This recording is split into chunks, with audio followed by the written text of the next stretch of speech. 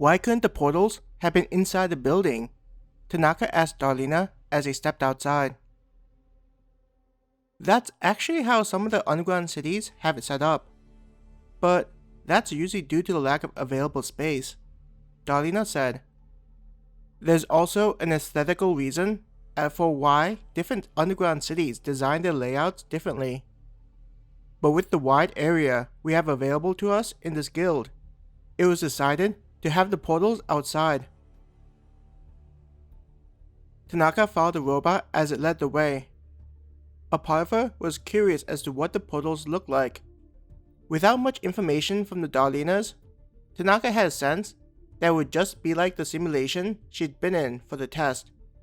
The realism would be to such a degree that it would be impossible to tell if it was real or not.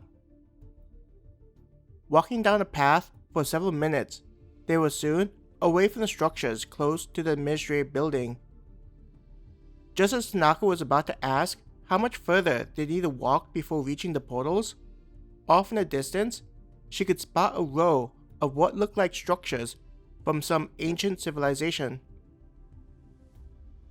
Getting closer, each of the objects glowed with a faint blue light. She initially thought that the glowing was from some kind of light, but it didn't take long to notice the circle of light in the middle of each one. It hovered in the air with a stairway leading up to the circle. Around the area were what looked like light posts, though no light was coming off of them. This was likely due to the fact that it was still daytime. Are these the portals? Tanaka asked. Looking at Tanaka, Darlena said, Not all of them. These are the ones that are relevant to you, with your current levels and abilities. Seeing that there were tens of portals, she was shocked to learn that there were more. How many others are there? Tanaka looked around as though searching for the others.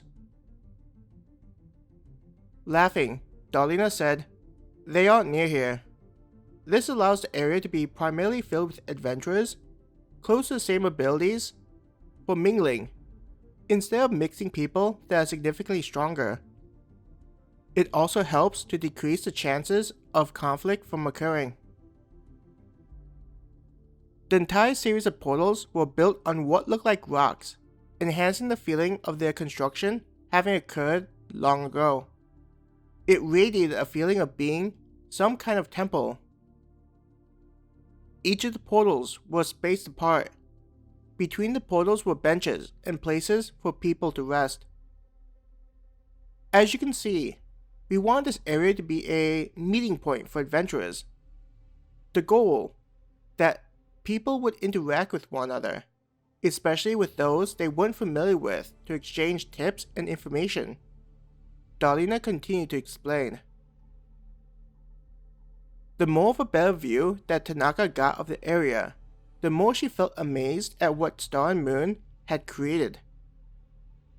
Each of the portals leads to a different area, so depending on your goals, it's best to get a good grasp of the pros and cons of each one.